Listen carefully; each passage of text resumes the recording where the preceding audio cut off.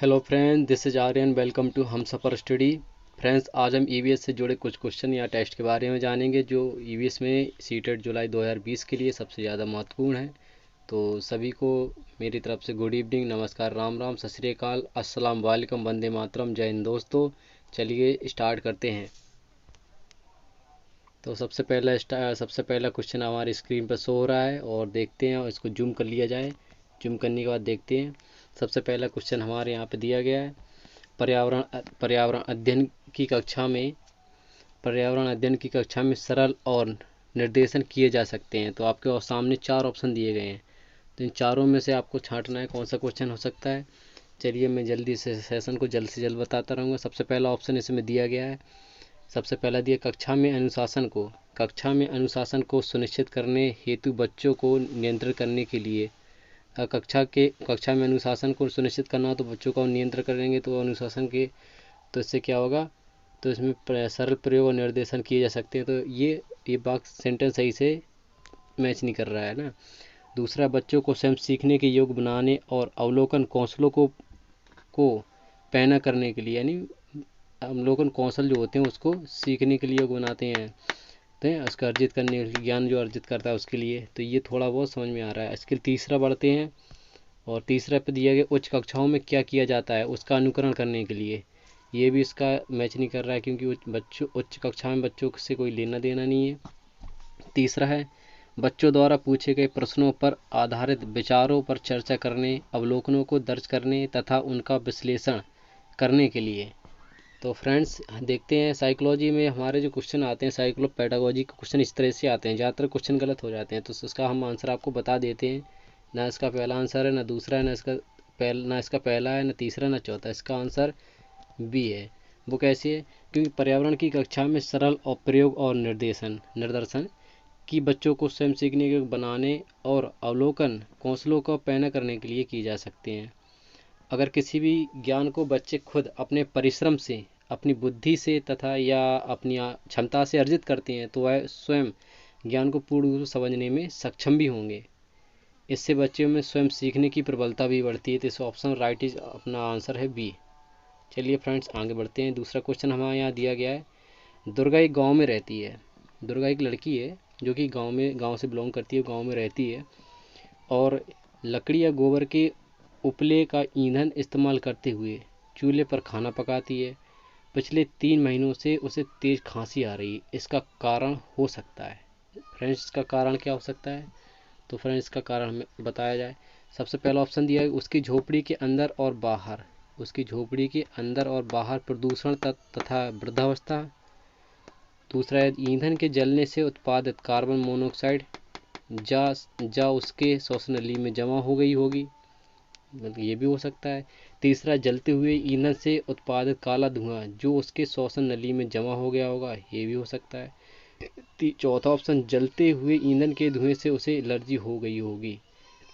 Allergy की यहाँ कोई बात नहीं हुई है फ्रेंड्स। तो इसका राइट आंसर है सी, क्योंकि जलते ईंधन से उत्पादित काला धुआं जो उसके श्वसन नली में जम गया है ना, श्वसन नली में जम गया है। जैसे इसमें क्या ऑप्शन है, इसमें ऑप्शन दिया गया है जलते हुए, है ना। इसमें ऑप्शन दिए गए हैं, 3 ऑप्शन दिए।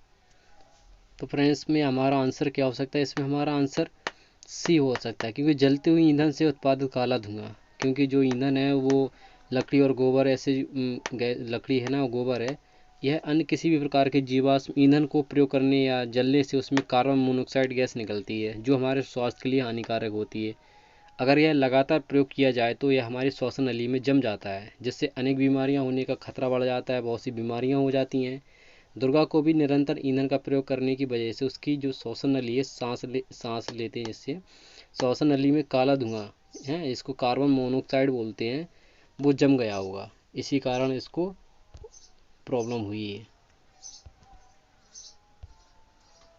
तो आंसर हमारा राइट 3 है।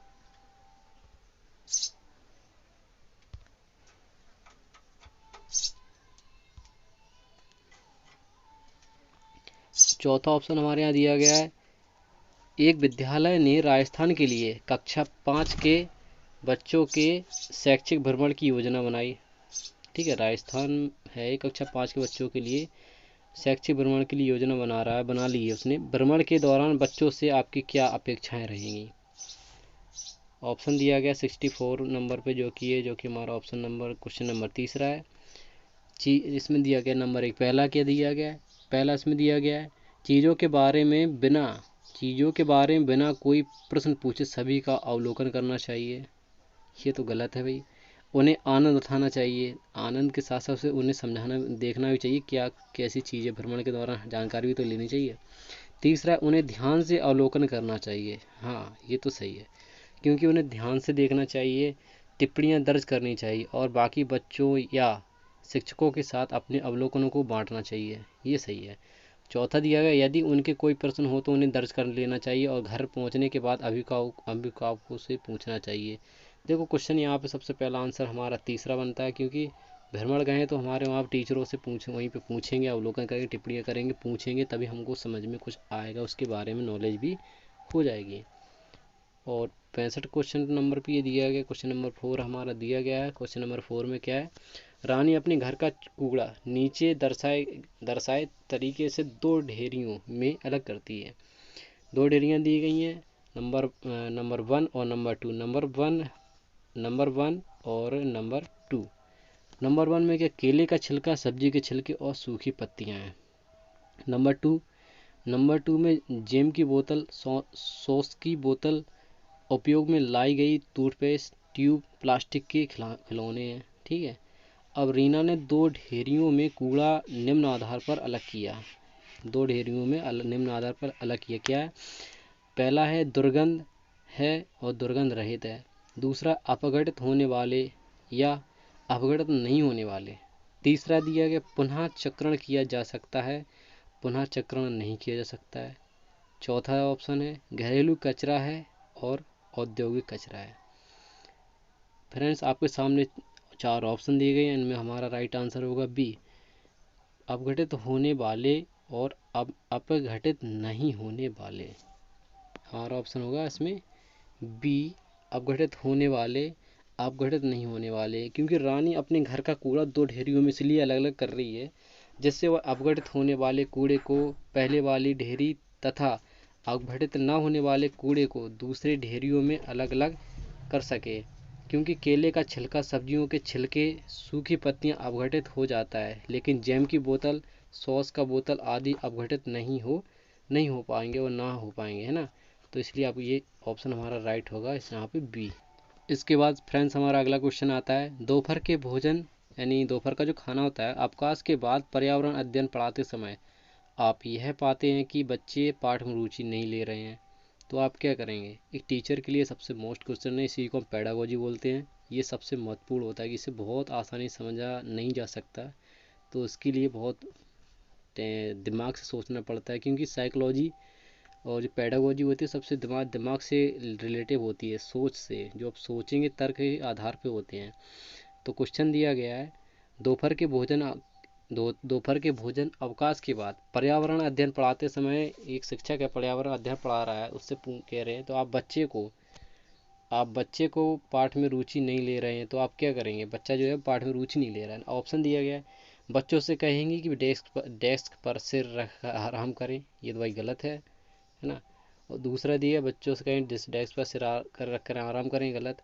दूसरा, पाठ को रोचक बनाने के लिए बहुआयामी बुद्धि पर आधारित दृश्य सामग्री का प्रयोग करेंगे, ये तो मेरे ख्याल से सही है। तीसरा, प्रकरण को तुरंत बदलेंगे, ये भी गलत है, क्योंकि बच्चों क्यों पढ़ गए, क्योंकि पढ़ाने का तरीका बदलेंगे, प्रकरण नहीं बदलेंगे। तीसरा, बच्चों को बाहर मैदान में खेलने के लिए ले जाएंगे, ये भी गलत है। तो राइट आंसर हमारा होगा यहाँ पर बी, बीज राइट आंसर। ठीक है। अब हमारा आज से इसके बाद अगला क्वेश्चन आता है पर्यावरण अध्ययन के शिक्षक के रूप में